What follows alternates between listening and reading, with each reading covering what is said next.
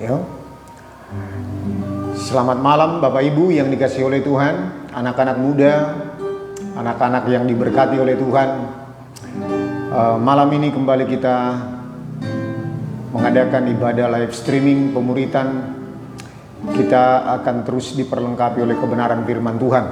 Tapi sebelumnya, sesuai dengan topik kebenaran firman Tuhan, lebih daripada pemenang, kita akan membawakan pujian. Kita akan bawa pujian ini.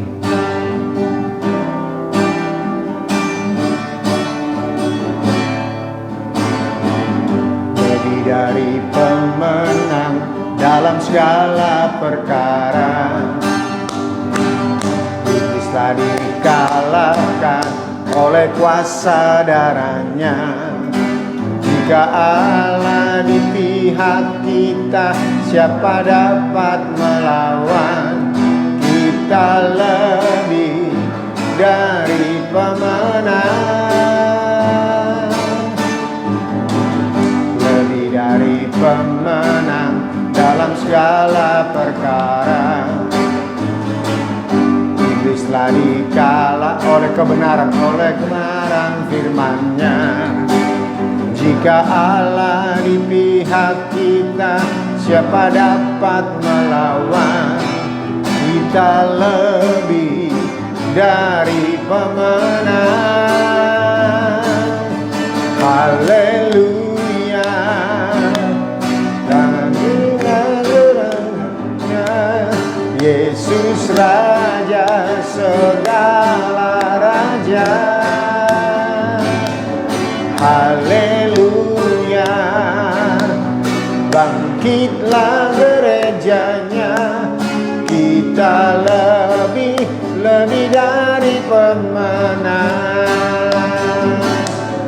Haleluya. Kibarkanlah panjinya, Yesus Raja segala raja. Haleluya. Bangkitlah gerejanya. Kita lebih dari pemenang.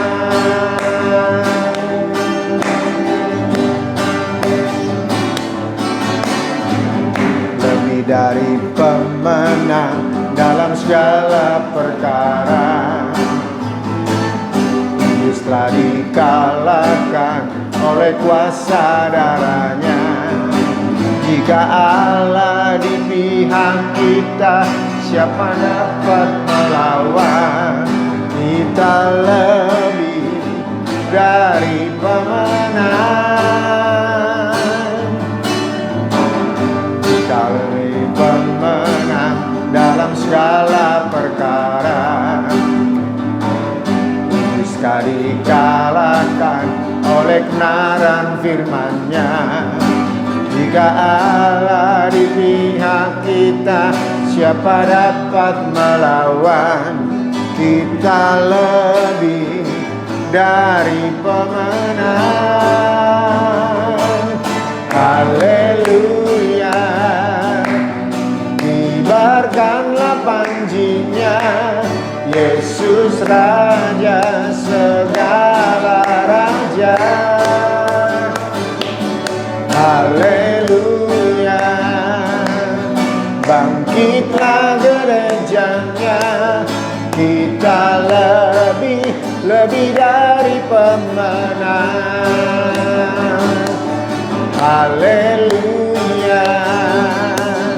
Kibarkanlah panjinya, Yesus Raja segala raja. Haleluya. Bangkitlah gerejanya. Kita lebih dari pemenang. Haleluya. Haleluya. Kibarkanlah panjinya, Yesus Raja segala raja. Haleluya. Bangkitlah gerejanya. Kita lebih dari pemenang. Kita lebih dari pemenang. Kita lebih dari pemenang. Haleluya, haleluya, haleluya. Engkau telah menang di kayu salib 2000 tahun yang lewat, Tuhan. Sebab itu kami melangkah untuk meraih kemenangan kami, bukan untuk merebut kemenangan lagi, tetapi kami berangkat dari kemenangan-Mu yang telah menang di kayu salib. Secara de facto, secara de jure, Engkau telah menang di kayu salib. Secara de facto kami akan memenangkan setiap pertandingan-pertandingan iman kami, Tuhan, yaitu dengan cara melakukan segala kehendak-Mu. Itulah secara de facto kemenangan kami. Terima kasih Bapa, kami bersyukur untuk kemenangan-Mu yang membuka jalan untuk kami boleh mengalami kemenangan demi kemenangan dalam hidup kami. Terima kasih malam ini kami boleh kembali mendengarkan kebenaran firman-Mu yang akan memperlengkapi kami, yang akan menginsafkan kami akan kebenaran. Roh Kudus, berbicaralah kepada masing-masing kami, bukan hanya lewat perkataan hamba-Mu Tuhan. Engkau mengurapi kami semuanya, baik hamba-Mu, baik juga orang-orang jemaat yang akan mendengar Tuhan, di rumah-rumah, di tempat pekerjaan, dimanapun mereka berada Tuhan. Kami sama-sama menikmati kebenaran firman Tuhan. Terima kasih untuk telinga yang mendengar, hati yang memahami, dan pikiran Kristus, yaitu pikiran yang mengerti kehendak Allah dan mau mengerjakannya dengan sukacita. Dalam nama Tuhan Yesus kami bersyukur dan berdoa. Haleluya. Sama-sama kita katakan amin.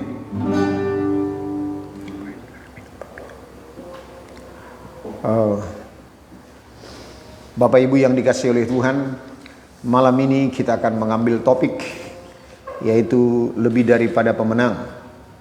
Kenapa dikatakan lebih daripada pemenang? Sebab Tuhan telah memenangkan semuanya. Apa yang menjadi pergumulan kita, apa yang menjadi pergelutan kita, apa yang menjadi pertandingan kita dalam hidup kita, Tuhan telah membuat kita bukan berusaha untuk menang lagi, tetapi kita bergerak dari kemenangan yang telah Yesus lakukan di kayu salib. Dia mengatakan sudah selesai. Sudah selesai, bukan hanya dosa, bukan hanya dosa yang sudah selesai diampuni oleh Tuhan lewat pengorbanan Yesus di kayu salib, tetapi juga semua pergumulan demi pergumulan kita yang telah diwakili oleh Yesus, terutama pergumulan antara keinginan-keinginan kita dengan keinginan Tuhan, yang diwakili oleh Yesus lewat keinginannya yang dia sodorkan untuk Bapa dalam doanya, biarlah kehendak-Mu yang jadi, bukan kehendak-Ku Bapa. Dan itu adalah pergumulan secara pribadi Tuhan Yesus yang telah Dia menangkan. Nah, mari kita lihat istilah menang di sini bukan artinya menang untuk keinginan-keinginan kita, tetapi pada prinsipnya adalah menang yang dimaksud di sana adalah menang atas pilihan kita, yaitu memilih sesuai dengan kehendak Bapa.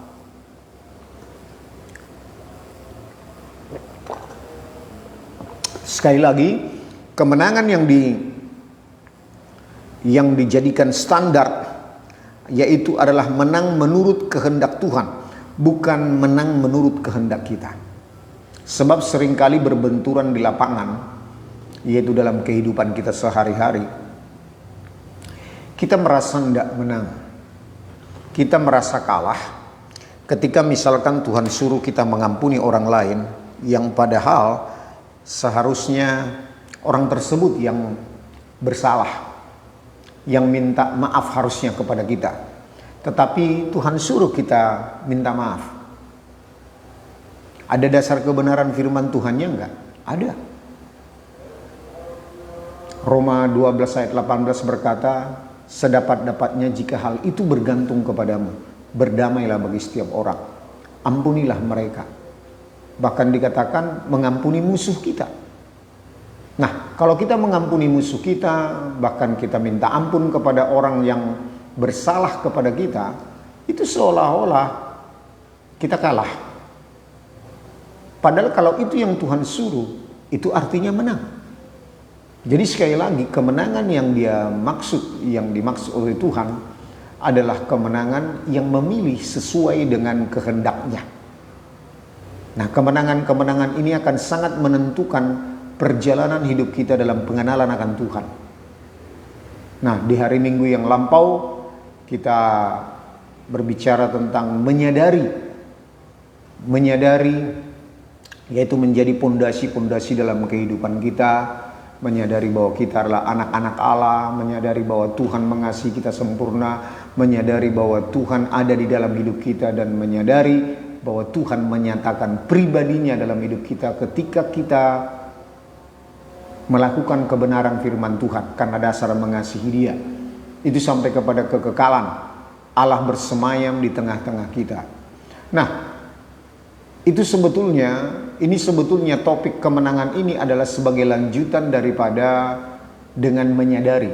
Ketika kita dengan sesadar-sadarnya, yang kita kutip dari Ulangan pasal 6 ayat 6 sampai 9, pada waktu saat duduk, pada saat berjalan, pada saat berdiri, pada saat berbaring, diikatkan pada tangan, dituliskan pada dahi, dan kita mengikatkan pada tiang pintu rumah kita. Nah, itu artinya dimanapun kita berada, kita sesadar-sadarnya bahwa kita anak Allah, bahwa kita dikasihi Tuhan sempurna, bahwa di dalam kita Tuhan hadir, Allah Immanuel, dan kalau kita melakukan kebenaran firman Tuhan, Allah bersemayam di tengah-tengah kita, di dalam hidup kita. Nah, dengan kesadaran akan firman Tuhan itu menjadi pondasi dalam hidup kita akan berhasil memenangkan keinginan-keinginan kita. Sebab definisi kemenangan atau lebih daripada pemenang, secara de jure Tuhan Yesus telah memenangkan semuanya pergumulan kita. Ya, dari Taman Getsemane sampai di Golgota, di kayu salib. Tuhan Yesus telah memenangkan secara de jure. Tetapi secara de facto, untuk sampai dalam kemenangan yang kita alami dalam kehidupan kita secara fakta di lapangan, kita harus berangkat dari kemenangan Tuhan Yesus. Jadi kemenangan yang dimaksud di sini oleh Paulus mengatakan lebih daripada memenang adalah Yesus yang telah menang terlebih dahulu, lalu kita lebih daripada pemenang, kita melanjutkan kemenangan Yesus itu dalam pergumulan kita setiap hari, terutama dalam hal memikul salib, menyangkal diri, dan rela kehilangan nyawa. Itu semua pertandingan-pertandingan iman kita mengikut Tuhan. Dan di sanalah kehendak bebas kita pergunakan sebaik-baiknya untuk menjadikan kemenangan itu nyata dalam kehidupan kita. Amin, Bapak Ibu. Jadi kemenangan itu sudah pasti terjadi jikalau kita di dalam Tuhan. Sedangkan kekalahan itu adalah pilihan karena kita memilih. Jadi kekalahan itu adalah keputusan demi keputusan yang kita ambil, bukan karena keputusan Tuhan, tetapi karena keputusan kita pribadi yang memilih keinginan kita, bukan keinginan Tuhan. Itu artinya kekalahan. Nah, coba kita buka kitab Amsal pasal yang ke-25.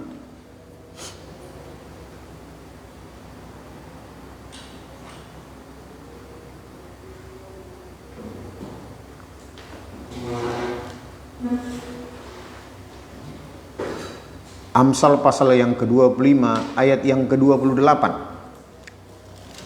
Demikian firman Tuhan, orang yang tak dapat mengendalikan diri adalah seperti kota yang roboh temboknya.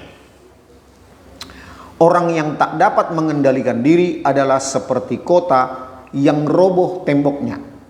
Jadi kota di zaman dulu itu, pinggiran daripada kota itu didirikan tembok.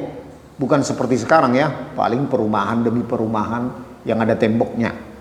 Nah, tujuannya apa didirikan tembok itu adalah untuk menjaga terutama keamanan. Jadi kalau temboknya rubuh, maka musuh akan dengan mudah menyerang kota tersebut. Jadi musuh akan bebas keluar masuk. Makanya sangat perlu kota itu dibangun temboknya.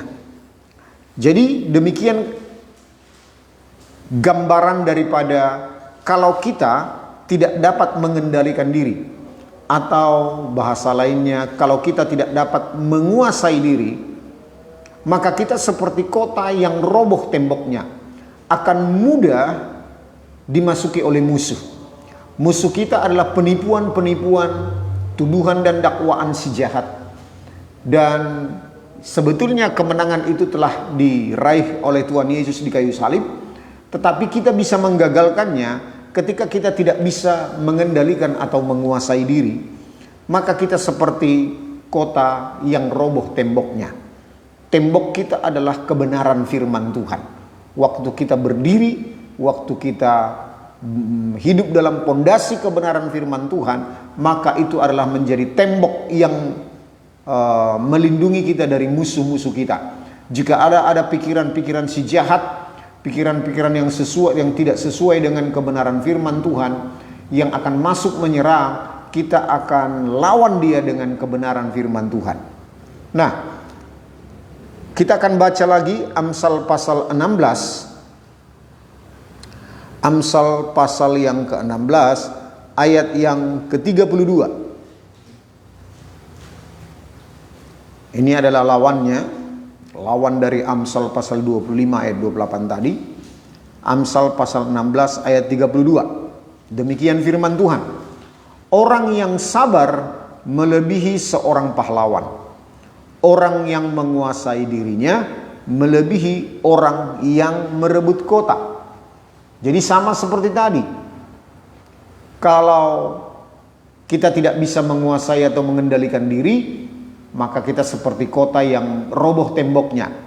Nah sebaliknya, orang yang sabar yang melebihi seorang pahlawan disebut orang yang menguasai dirinya atau orang yang bisa mengendalikan dirinya.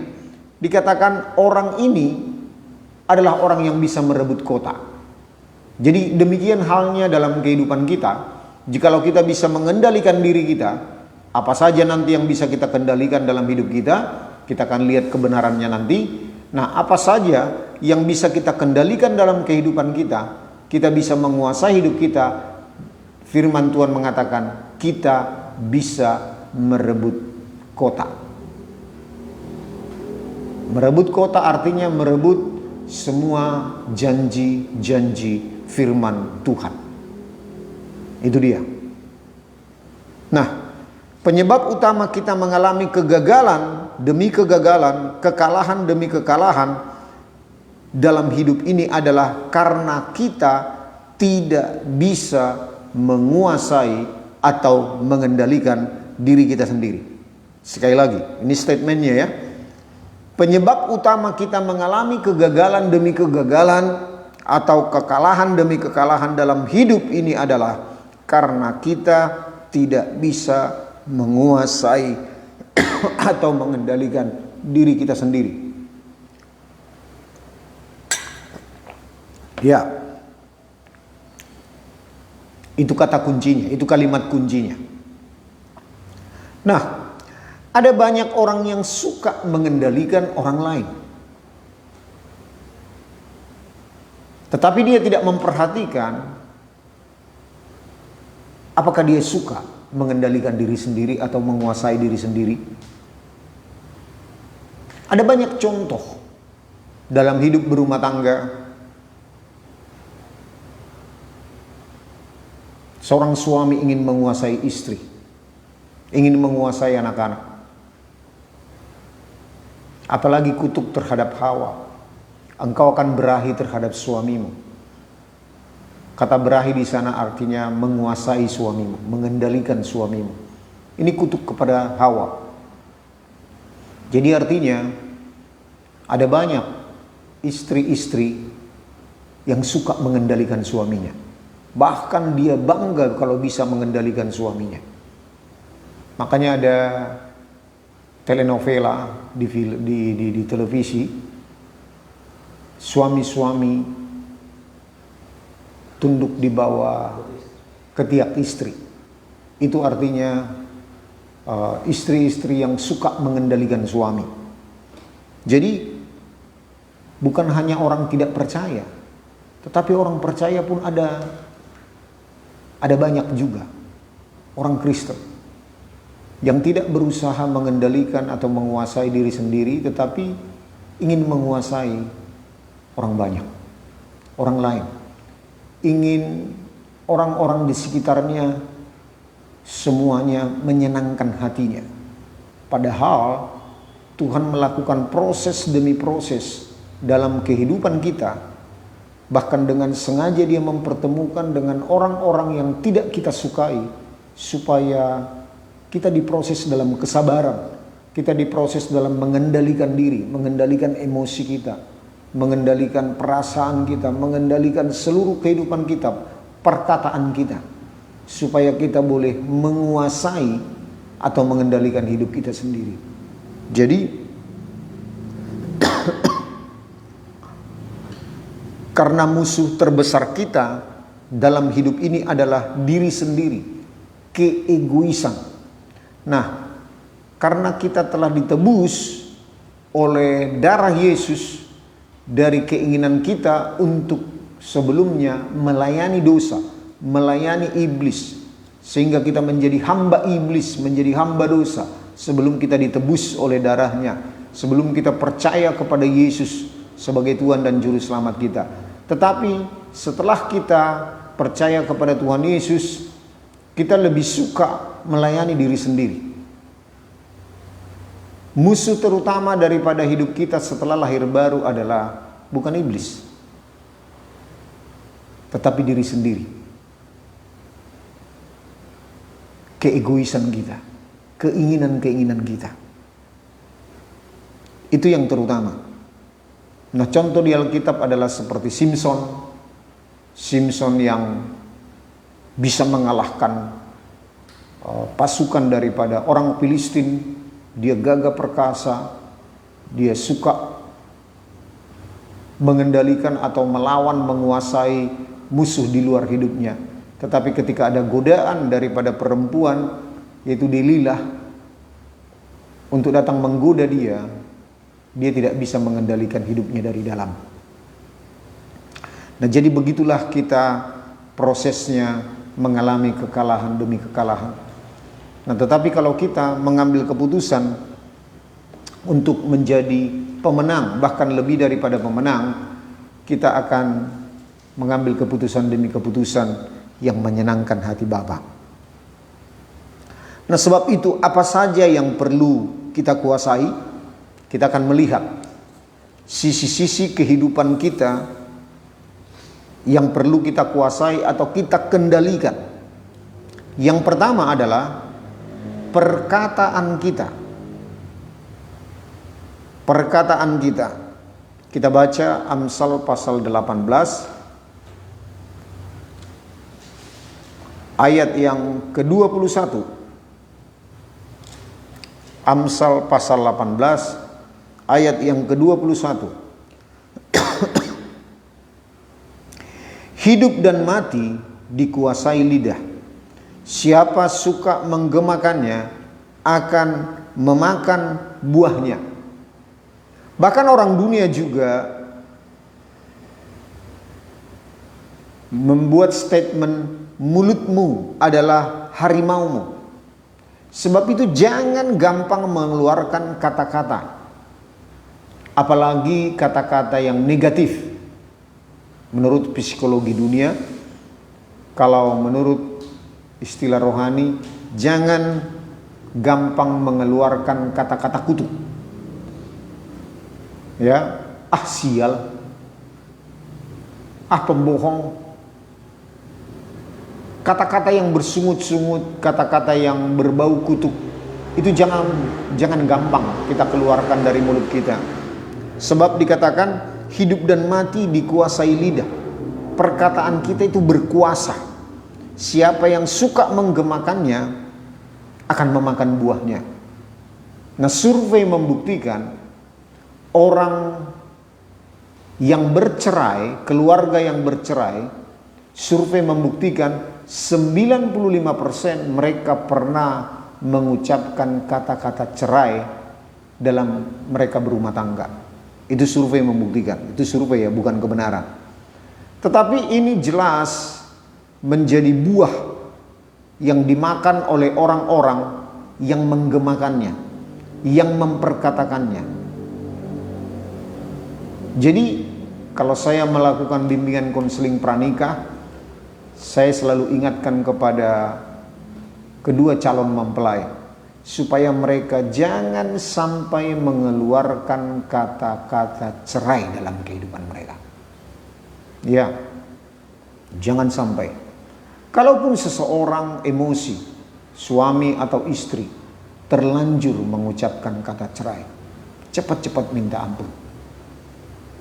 Kalau suami yang berkata demikian, istri harus memperdamaikannya kepada Tuhan. Mungkin pada saat marah belum tepat menasehati pasangannya, tetapi kita memperdamaikannya. Aku cabut perkataan suamiku, aku cabut perkataan istriku. Dalam nama Tuhan Yesus, aku perdamaikan. Aku perdamaikan di hadapan-Mu Tuhan. Cabut perkataan itu supaya iblis juga tidak bisa memakai untuk menyerang kita karena tembok kita telah runtuh. Tembok pertahanan kita adalah perceraian. Kata-kata bercerai itu merubuhkan tembok pertahanan kita. Jangan kita sampai dikuasai oleh iblis dengan cara menyerang lewat kejadian demi kejadian ketika kita telah berkata-kata cerai. Nah, setelah waktu yang tepat, kita boleh mengingatkan kepada pasangan kita, jangan mengucapkan kata-kata cerai. Itu tidak bagus. Yuk kita minta ampun, kita cabut perkataan kita itu, kita gantikan dengan kata-kata berkat. Rumah tangga kami, rumah tangga yang berbahagia di dalam Tuhan. Rumah tangga kami akan bersatu terus sama seperti Kristus dengan jemaat. Rumah tangga kami tidak ada perceraian kecuali karena kematian. Tidak bisa dipisahkan kecuali karena kematian. Itu yang kita ucapkan, itu yang kita perdengarkan, sehingga kita pun akan terus melewati kondisi rumah tangga kita dengan sukacita, dengan bahagia, walaupun mengalami proses demi proses. Amin Bapak Ibu. Nah, juga demikian halnya bangsa Israel yang sebagian besar, hanya 2 yang tidak bisa masuk tanah perjanjian. Apa yang membuat mereka, yang terutama membuat mereka tidak bisa masuk tanah perjanjian? Itu adalah perkataan mereka. Perkataan sungut-sungut terutama. Perkataan sungut-sungut kalau mereka menghadapi kendala, kalau mereka mengalami kehausan, kalau mereka bosan dengan roti manna, mereka ingin daging. Mereka selalu mempersalahkan pemimpin mereka, Musa dan Harun. Mengapa engkau membawa kami supaya kami mati di padang gurun? Bukankah enak kami sudah di Mesir? Selalu ingin kembali ke dunia lama, selalu ingin kembali ke dunia Mesir. Itu adalah kata sungut-sungut yang membuat hati Tuhan jengkel. Hati sungut-sungut itu adalah artinya tidak suka akan apa yang terjadi dalam kehidupan kita. Sungut-sungut itu lawan katanya adalah bersyukur. Kalau bersyukur artinya kita setuju dengan apa yang terjadi dalam hidup kita atas kehendak Tuhan. Jadi bersungut-sungut artinya kita tidak sepakat dengan Tuhan atas apa yang terjadi dalam hidup kita. Nah, jadi benarlah kata sungut-sungut itu yang membuat orang Israel melalui perkataan mereka tidak bisa sampai di tanah perjanjian. Nah, begitu juga di zaman kita sekarang ini lewat sosial media. Sosial media lewat WA, lewat Twitter, lewat apapun. Ya. Kita hati-hati menuliskan kata-kata, kalimat demi kalimat. Jangan sampai kita dengan emosi, dengan perasaan yang tidak enak mengucapkan kata-kata lewat tulisan sehingga kita sempat terlanjur meluapkan kata-kata dalam bentuk emosi, kesalahan apapun. Jadi sosial media adalah juga tempat menyatakan perkataan-perkataan kita lewat tulisan-tulisan dalam sosial media. Jadi jangan kita sembarangan menuliskan kata-kata di dalam sosial media, di dalam WA grup-grup.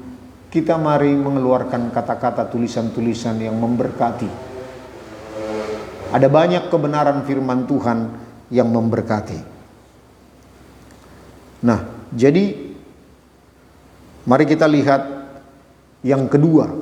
Selain kita menguasai perkataan kita, kita juga dikatakan yang kedua, mari kita menguasai pikiran kita. Pikiran kita yang selalu takut dan khawatir adalah kita yang berpikir sesuatu yang belum tentu terjadi. Oleh karena berita-berita, oleh karena keadaan-keadaan di sekitar kita, contoh pemberitaan yang tidak seimbang antara kebenaran firman Tuhan dengan berita tentang antikris. Sehingga banyak orang Kristen yang kalau diceritakan tentang akhir zaman jadi mengalami ketakutan.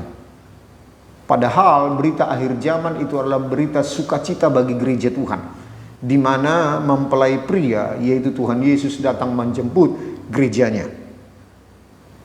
Jadi kalau berita akhir zaman itu tidak seimbang kebenaran firman Tuhannya, maka kita akan mengalami ketakutan. Kita akan lebih memikirkan tentang dampak daripada pemerintahan antikris. Padahal kalau antikris pun datang, selagi Roh Kudus masih tinggal di dunia ini, kita akan libas habis antikris. Sebab kekuatan Roh Kudus, roh yang ada di dalam kita lebih besar dari semua roh yang ada di dunia ini. Tetapi kecuali Roh Kudus telah diangkat, maka itu benar-benar kita akan mengalami penderitaan bagi yang tinggal, bagi Roh Kudus yang telah diangkat. Jadi kita jangan terlalu memikirkan melebihi yang tertulis, kira-kira begitu. Jangan kita lebih memikirkan segala sesuatu yang tidak benar, tidak sesuai dengan kebenaran firman Tuhan. Contoh tentang berita akhir zaman tadi. Nah, pikirkanlah apa yang baik. Kita baca Filipi pasal 4.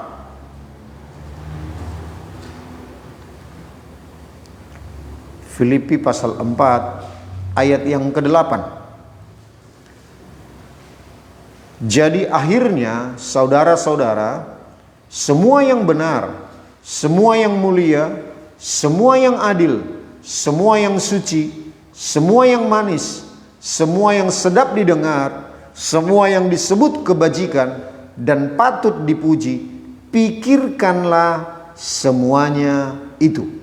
Jadi mari kita memikirkan hal-hal yang benar, yang mulia, yang adil, yang suci, yang manis, yang sedap didengar, yang disebut kebajikan dan patut dipuji. Paulus menasihati jemaat yang ada di Filipi supaya mereka memikirkan hal-hal yang baik itu, hal-hal yang sesuai dengan kebenaran firman Tuhan, maka itulah yang akan terjadi dalam hidup kita. Bahkan di ayat firman Tuhan yang lain juga berkata, jangan kita memikirkan hal-hal yang tidak baik, sebab kita akan mengalaminya. Bukan hanya perkataan sesuai dengan perkataan kita yang kita perkatakan yang terjadi dalam kehidupan kita, tetapi apa yang kita pikirkan juga. Kalau kita memikirkan hal-hal yang kekhawatiran, ke tingkat stres kita akan semakin tinggi. Kalau kita lebih memikirkan kondisi ekonomi atau juga dampak pandemi yang belum selesai dalam bidang ekonomi, nah maka kita akan mengalami tingkat stres. Padahal firman Tuhan mengatakan Tuhan tidak pernah memberikan roh ketakutan, tetapi Dia memberikan roh keberanian untuk percaya. Percaya kepada janji-janji Tuhan, percaya kepada kebenaran firman Tuhan. Itulah yang kita harus pikirkan. Nah, coba kita lihat Kejadian 3 ayat 6, bagaimana proses jatuhnya Hawa dalam dosa. Kejadian 3 ayat 6. Kejadian 3 ayat 6. Perempuan itu melihat bahwa buah pohon itu baik untuk dimakan dan sedap kelihatannya. Lagi pula pohon itu menarik hati karena memberi pengertian. Lalu ia mengambil dari buahnya dan dimakannya dan diberikannya juga kepada suaminya yang bersama-sama dengan dia, dan suaminya pun memakannya. Nah, bagaimana proses kejatuhan daripada Hawa di Taman Eden? Selanjutnya dia memberikan buah pengetahuan yang baik dan yang jahat yang dimakan itu kepada suaminya Adam. Itu adalah begini. Ketika dia diajak berbicara oleh ular itu yang mewakili iblis, dia berkata bahwa kamu tidak akan mati. Tetapi Allah mengetahui pada waktu kamu memakannya, matamu akan terbuka dan kamu akan menjadi seperti Allah, tahu tentang yang baik dan yang jahat. Dan sebelum Hawa berbicara kepada ular atau kepada iblis itu, dia tidak pernah memperhatikan buah pengetahuan yang baik dan yang jahat itu. Dia tidak pernah memikirkannya, dia tidak pernah merenungkannya, dia tidak pernah membayangkan dia memakan buah pengetahuan yang baik dan yang jahat itu. Tetapi ketika dia berbicara, lalu iblis mengucapkan kalimat yang memutarbalikkan kebenaran firman Tuhan, lalu perempuan itu melihat. Akhirnya dia perhatikan. Nah, itu berkembang dalam pikirannya bahwa buah pohon itu baik untuk dimakan dan sedap kelihatannya. Jadi itu berkembang di dalam pikirannya. Sama seperti kalau kita melihat sebuah pemandangan atau sebuah foto atau seorang manusia, lalu kita foto dia, ceklek, itu terekam, itu tersimpan memorinya di handphone kita, ada pertinggalnya. Demikian halnya ketika sesuatu yang tidak sesuai dengan kebenaran firman Tuhan, misalkan di internet tiba-tiba ada terlintas foto pornografi ataupun perkataan-perkataan yang tidak sesuai dengan kebenaran firman Tuhan, kita harus cepat meninggalkannya. Artinya kita mengusap layar handphone kita, meninggalkan itu. Jangan sampai kita jebret, jangan sampai kita merenungkannya, jangan sampai kita memikirkannya. Nah, demikian halnya Hawa. Ketika iblis itu telah berhasil berkata-kata sesuai yang berlawanan dengan kebenaran firman Tuhan, maka perempuan itu melihat. Perempuan itu merenungkannya, menjepretnya, kira-kira begitu kalau bahasa fotografi, bahwa buah pohon itu baik untuk dimakan. Nah, sudah masuk dalam pikirannya dan sedap kelihatannya. Lagi pula pohon itu menarik hati karena memberi pengertian. Jadi Hawa sudah menjepretnya, sudah kadung masuk dalam pikirannya, dan itu akan melahirkan benih. Dan benih itu yang di dalam pikiran itu akan berbuah dalam kehidupan kita atau melalui kehidupan kita. Jadi benar-benarlah kita harus menguasai pikiran kita. Firman Tuhan berkata, janganlah kamu serupa dengan dunia ini. Berubahlah oleh pembaharuan akal budimu, supaya kamu mengerti apa yang baik, apa kehendak Allah yang baik, yang berkenan dan sempurna. Jadi mari kita memenangkan pikiran kita.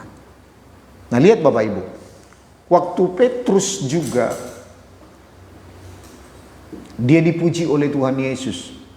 Ketika Yesus bertanya kepada murid-muridnya, menurut engkau siapakah aku ini? Petrus menjawab, engkau adalah Mesias, anak Allah yang hidup. Lalu Yesus memuji, berbahagialah engkau Simon, sebab bukan engkau yang berkata-kata, tetapi Tuhan, Bapalah yang berkata-kata kepadamu. Nah, lalu perikop selanjutnya berkata bahwa Tuhan pertama kali memberitakan bahwa dia akan mengalami penderitaan. Dia akan masuk ke Yerusalem, dia akan mengalami penderitaan, dia akan mengalami penganiayaan, dia akan mati dan disalibkan. Nah, waktu itu Petrus masih terasa pujian daripada Tuhan Yesus ini mungkin. Lalu dia tidak menyortir, tidak memfilter apa yang dikatakan oleh Tuhan Yesus. Dia tidak memikirkannya dalam-dalam. Dia tidak, bisa dikatakan dia berusaha mengiyakan pikiran yang masuk dalam pikirannya, di mana Tuhan Yesus mengatakan, enyahlah engkau iblis. Artinya apa yang dipikirkan oleh Petrus itu yaitu dari iblis. Di mana Petrus mengatakan bahwa sekali-kali itu tidak terjadi padamu guru. Padahal Yesus sudah membuktikan selama hidupnya berjalan bersama dengan murid-murid Tuhan Yesus bahwa Yesus tidak pernah sembarangan berkata-kata. Jadi waktu Yesus berkata bahwa dia akan mengalami penderitaan, harusnya Petrus percaya. Itu harusnya. Tetapi mungkin karena dia kadung berbahagia, sebelumnya dia dipuji oleh Tuhan Yesus, berbahagialah engkau Simon, sebab bukan engkau yang berkata-kata. Mungkin dia mengalami kesombongan lah. Ya, mungkin kesombongan itu datang, oh aku lebih hebat dari murid-murid yang lain. Sehingga apa yang masuk dalam pikirannya, dia pikir itu juga dari Tuhan, dari Allah Bapa. Makanya dia berkata, sekali-kali guru itu tidak akan terjadi padamu. Sepertinya dia menolong Tuhan Yesus. Tetapi Yesus berkata, enyahlah engkau iblis, sebab engkau bukan memikirkan apa yang dipikirkan oleh Allah, tetapi yang dipikirkan oleh manusia. Jadi Simon Petrus menjadi batu sandungan kepada Tuhan. Nah, kalau kita memikirkan pikiran kita sendiri, bukan pikiran Tuhan, maka kita akan menjadi batu sandungan bagi Tuhan kita. Jadi mari kita menangkan pikiran kita. Bagaimana cara memenangkan pikiran kita? Kita merubah cara berpikir kita. Kita jangan seperti dunia ini lagi. Tetapi mari kita berubah, pembaruan akal budi, metanoia, supaya kita mengerti kehendak Allah. Apa yang baik, berkenan dan sempurna. Amin. Yang pertama adalah menguasai perkataan kita. Yang kedua, menguasai pikiran kita. Yang ketiga, menguasai perasaan kita. Ada beberapa orang yang tidak bisa menguasai perasaannya atau emosinya. Jadi orang-orang yang tidak bisa menguasai emosi atau perasaannya seringkali akan kehilangan kemenangan demi kemenangan. Ada beberapa orang berprinsip bahwa kalau aku memang begitu orangnya. Kalau orang Batak mengatakan ada istilah siburu puas, siburu bakara. Itu istilah dalam orang Batak. Jadi kalau tidak dikatakan, kalau tidak diluapkan emosinya, perkataannya, tidak puas katanya. Jadi itu tidak benar. Jadi tidak selalu kita bisa memenangkan semuanya apa yang di sekitar kita dengan kita meluapkan emosi atau perasaan kita. Bahkan seringkali emosi perasaan kita bisa menggiring kita kepada kekalahan, bukan kepada kemenangan. Jadi orang yang mudah tersinggung, Tuhan izinkan kita bertemu dengan orang-orang yang bisa menyinggung kita, supaya perasaan kita, supaya emosi kita bisa kita kuasai. Jadi sengaja Tuhan munculkan ke permukaan. Nah, bagi kita yang suka merenungkan kebenaran firman Tuhan, kita seringkali diuji oleh orang-orang yang di sekitar kita, supaya kita boleh mengendalikan perasaan atau emosi kita. Tuhan sengaja mempertemukan dengan orang-orang yang membuat kita bisa jengkel, kita membuat kita iri hati, atau juga bertemu dengan orang-orang yang suka melanggar peraturan-peraturan. Nah, kita orang yang suka merenungkan kebenaran firman Tuhan, hukum-hukum Tuhan, akan sangat mudah bisa kita katakan pertama kali tersinggung oleh karena melihat orang-orang yang suka-sukanya melanggar peraturan. Misalkan di perempatan lampu merah, kita seringkali melihat orang-orang yang suka hatinya walaupun sudah lampu merah tetapi terus menerobos. Kita seringkali mengomel di dalam kendaraan kita, di mobil ataupun di sepeda motor, karena kita suka akan kebenaran, merenungkan kebenaran. Kita seringkali diproses emosi perasaan kita ketika kita melihat orang-orang yang suka melanggar hukum-hukum di dalam kita bernegara, bersosialisasi. Kita juga suka sekali terpancing emosi perasaan kita ketika kita melihat tokoh-tokoh politik yang suka berbohong, yang memanfaatkan dunia politik untuk kepentingan-kepentingan mereka. Kita juga sengaja Tuhan izinkan supaya kita bisa mengendalikan emosi kita, perasaan kita. Jadi mari kita hati-hati. Kita berusaha mengendalikan perasaan kita, emosi kita, supaya emosi dan perasaan kita bisa dipakai oleh Tuhan. Begitu. Jadi yang ketiga adalah kita mari menguasai perasaan kita. Yang keempat, kita harus menguasai reaksi-reaksi atau respon kita. Reaksi-reaksi atau respon kita atas setiap kehidupan yang sedang kita alami. Nah, pertama kali adalah ketika kita dalam posisi bersalah atau berbuat dosa. Nah, respon kita akan sangat menentukan masa depan kita.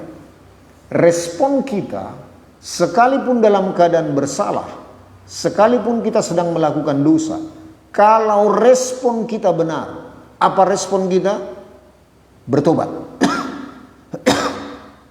Menyadari terlebih dahulu bahwa apa yang kita lakukan sudah salah di hadapan Tuhan. Kalau kita sudah sadari, kita menyesal. Kalau kita sudah menyesal, kita bertobat. Lalu kita berbalik dari jalan-jalan yang jahat.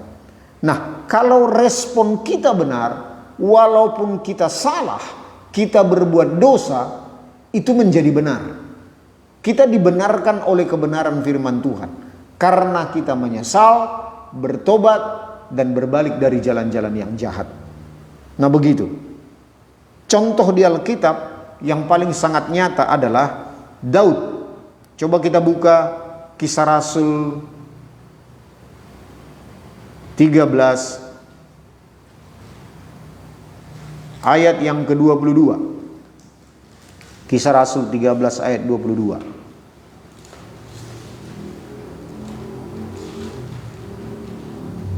Setelah Saul disingkirkan, Allah mengangkat Daud menjadi raja mereka. Tentang Daud, Allah telah menyatakan, aku telah mendapat Daud bin Isai, seorang yang berkenan di hatiku dan yang melakukan segala kehendakku. Nah, kalau kita perhatikan ayat ini, seolah-olah bertentangan dengan hati kita. Kita sudah mengenal Daud dari Alkitab. Bagaimana kejahatan yang dilakukan oleh Daud. Apalagi waktu dia berselingkuh, itu bahasa sekarang, dengan istrinya Uria, yaitu Batseba, dan dia melakukan perencanaan pembunuhan. Jadi ini mafia kelas kakap ini. Kalau bahasa hukumnya sekarang adalah perencanaan pembunuhan, dan ini tinggi sekali tingkat kejahatannya, tingkat pidananya, hukumannya benar-benar sangat berat ini karena perencanaan pembunuhan. Dan juga ada banyak lagi dosa yang dilakukan oleh Daud. Dan ayat ini berkata, seorang yang berkenan di hatiku dan yang melakukan segala kehendakku. Jadi kemana semua dosa-dosa yang Daud telah lakukan? Apa yang membuat Tuhan mengatakan bahwa Daud itu orang yang berkenan di hatinya dan yang melakukan segala kehendaknya? Apakah Tuhan lupa dengan dosa-dosa Daud yang telah Daud lakukan? Tidak, Bapak Ibu. Apa yang membuat dia berbeda dengan Saul? Ketika Daud ditegur oleh Nabi Nathan, dia bertobat, Bapak Ibu. Responnya yang bertobat, menyesal dan berbalik dari jalan-jalan yang jahat, membuat dia berkenan di hadapan Tuhan. Responnya yang benar dengan bertobat, menyesal, meninggalkan jalan-jalan yang jahat, membuat setiap dosa yang telah dilakukan oleh Daud tidak diperhatikan oleh Tuhan. Itu yang membuat Tuhan mengeluarkan statement bahwa Daud berkenan di hatinya dan melakukan segala kehendaknya. Jadi sebetulnya Tuhan tidak tertarik dengan dosa yang kita lakukan, tetapi Tuhan tertarik dengan respon kita. Sebab itu mari kita kuasai reaksi-reaksi atau respon-respon kita waktu kita terutama mengalami sesuatu yang tidak enak ataupun jatuh dalam dosa. Respon kita inilah yang membenarkan kita bertobat, menyesal, dan berbalik dari jalan-jalan yang jahat. Beda halnya Saul. Kenapa Saul disingkirkan? Ketika Saul ditegur oleh Nabi Samuel, dia tidak bertobat, Bapak Ibu. Dia berdalih. Jadi respon Saul berbeda dengan respon Daud. Respon Saul itu dia berdalih. Dia tidak bertobat karena dia melanggar kebenaran firman Tuhan. Firman Tuhan mengatakan, tunggulah Samuel. Tetapi dia tidak sabar, dia menaikkan korban waktu itu. Dan waktu dia ditegur oleh Nabi Samuel, kalau dia bertobat, kalau responnya benar, saya percaya Tuhan akan mengampuni dia.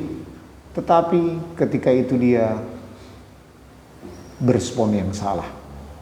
Jadi dia disingkirkan oleh Tuhan. Lalu Allah mengangkat Daud penggantinya. Nah, demikian halnya respon-respon kita yang benar akan menjadikan kita menjadi orang benar. Kita akan mengalami kemenangan demi kemenangan ketika respon kita benar, sekalipun kita dalam posisi salah atau berdosa. Amin. Yang kelima, apa yang kita kuasai, yang perlu kita kuasai, kita kendalikan dalam hidup kita. Yang kelima adalah keinginan-keinginan kita.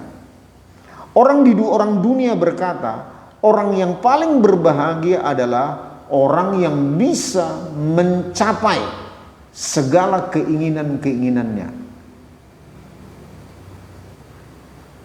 Orang dunia berkata orang yang paling berbahagia adalah orang yang bisa mencapai keinginan-keinginannya. Misalkan melalui uang. Itu biasanya. Melalui uang, melalui jabatan, melalui apa saja yang menjadi harta, menjadi warisan, menjadi kebanggaannya. Dia mencapai keinginan-keinginannya.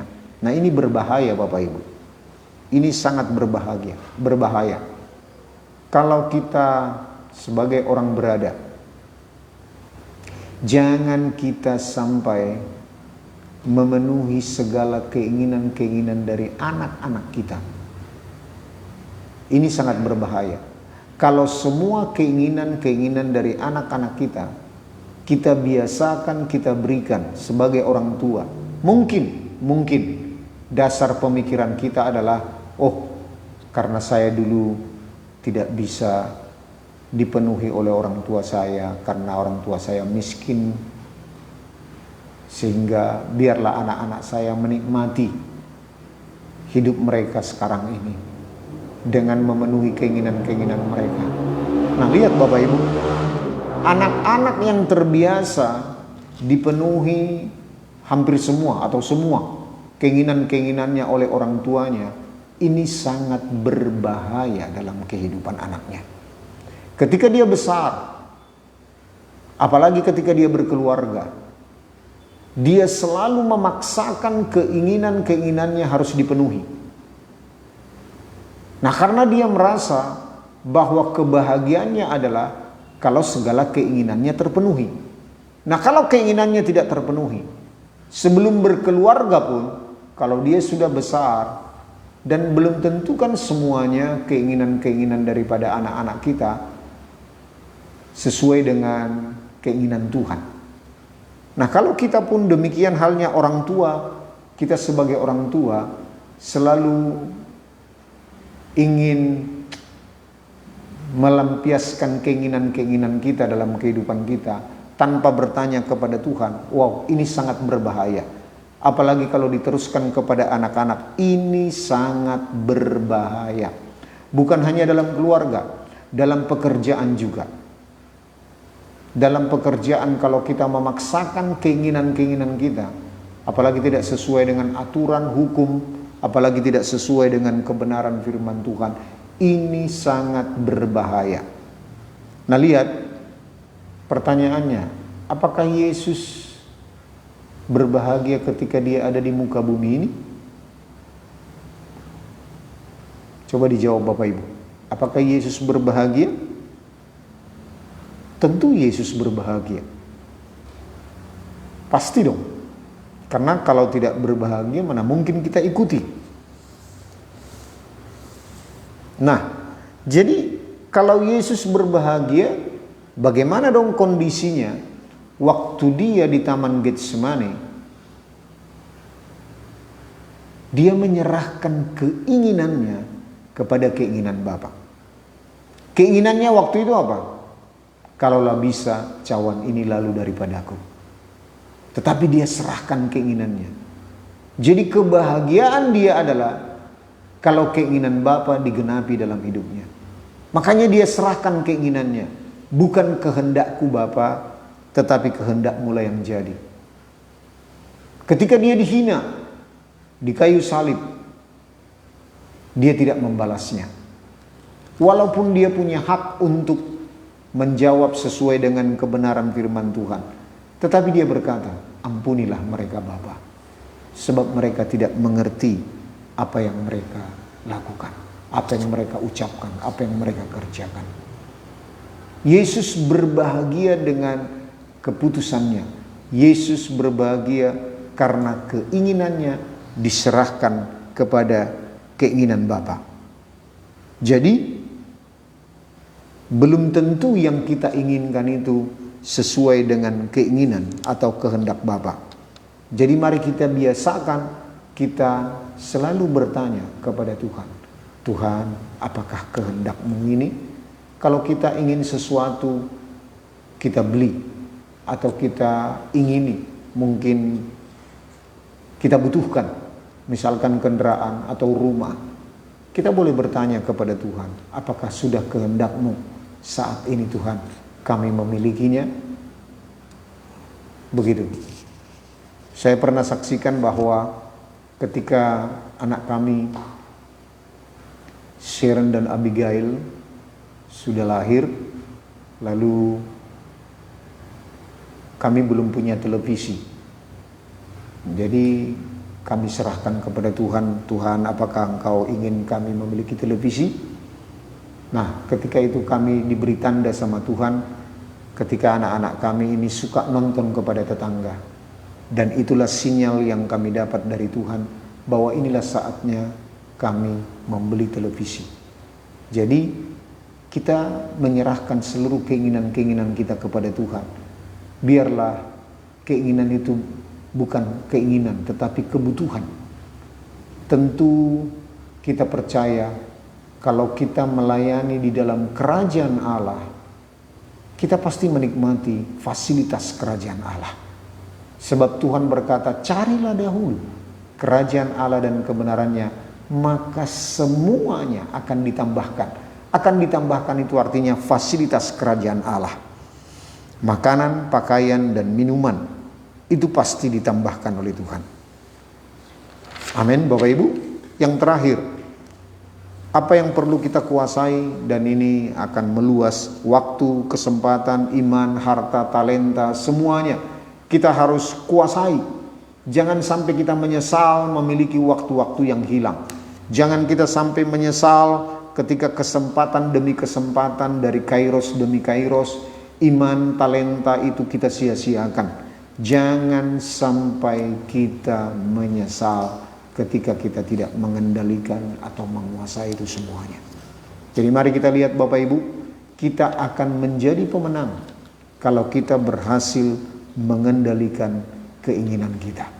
Orang yang tidak bisa mengendalikan dirinya adalah seperti kota yang roboh temboknya, sehingga dengan mudah diserang atau dikuasai oleh iblis. Tetapi orang yang sabar melebihi seorang pahlawan. Orang yang bisa menguasai dirinya melebihi orang yang merebut kota. Jadi kalau kita menguasai perkataan kita, pikiran kita, perasaan kita, reaksi-reaksi atau respon kita, keinginan-keinginan kita, dan juga waktu-waktu atau talenta, semuanya yang Tuhan percayakan dalam kehidupan kita, kita akan menjadi lebih daripada pemenang. Kenapa Tuhan katakan lebih daripada pemenang? Sebab Tuhan telah memenangkan terlebih dahulu di kayu salib. Itulah secara de jure. Secara de facto kita akan melanjutkan. Jadi kita bergerak bukan untuk merebut kemenangan, tetapi kita bergerak dari kemenangan Kristus. Ketika kita melakukan keinginan-keinginan Tuhan, disitulah letak kemenangan kita. Jadi definisi kemenangan adalah melakukan sesuai dengan keinginan atau kehendak Bapa. Amin. Mari kita tutup dalam doa.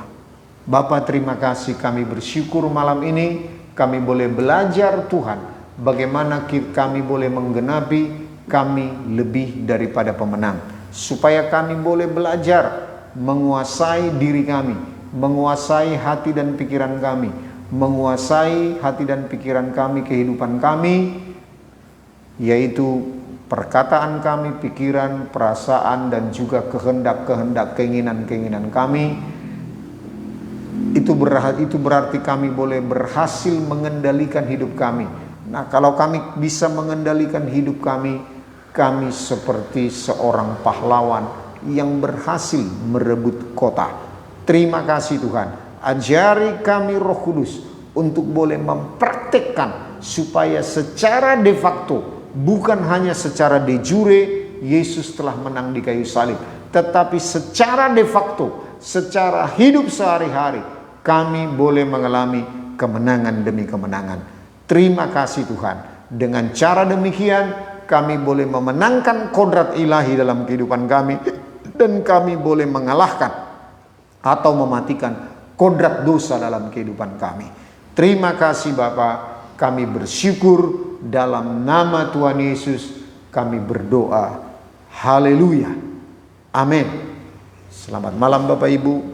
Selamat mengalami kemenangan demi kemenangan. Tuhan Yesus memberkati.